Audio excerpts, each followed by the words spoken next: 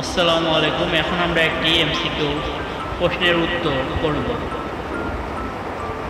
একটি বর্গক্ষেত্রের প্রতিটি বাহুর দৈর্ঘ্য 20% বৃদ্ধি করা হলে ক্ষেত্রফল শতকরা কত বৃদ্ধি পাবে?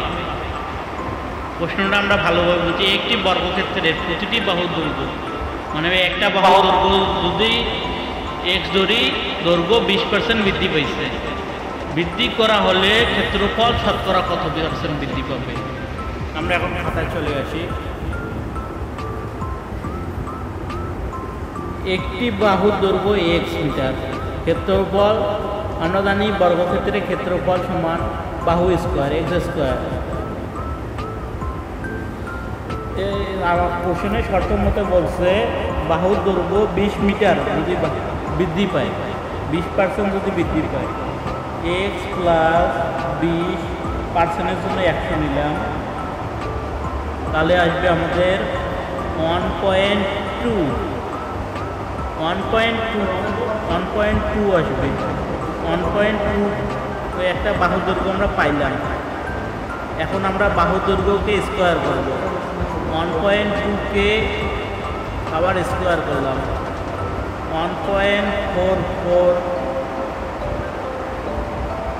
পাইলাম। আমরা 1.44 পাইলাম যে 1.44 থেকে বাহুর দৈর্ঘ্য যে প্রথম বাহুর দৈর্ঘ্যটা আছে যে 1.44 থেকে প্রথম বাহুর দৈর্ঘ্য বিয়োগ করলাম, প্রথম বাহুর দৈর্ঘ্য এক্স স্কোয়ার ছিল, তাহলে আমাদের আসে 0.44 এক্স স্কোয়ার। এখানে এক্স স্কোয়ার হবে, সরি 0.44 এক্স স্কোয়ার।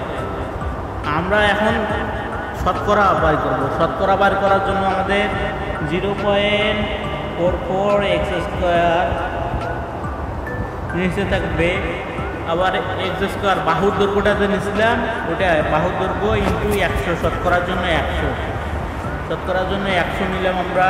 100 নিলে আমাদের অ্যান্সার আসতেছে 44, অ্যান্সার হবে 44%। Thank you. এরকম প্রশ্ন সলভ পেতে আমার ফেসবুক পেজটি সবাই ফলো করবেন এবং ইউটিউব চ্যানেল থেকে দেখলে সাবস্ক্রাইব করবেন। ধন্যবাদ।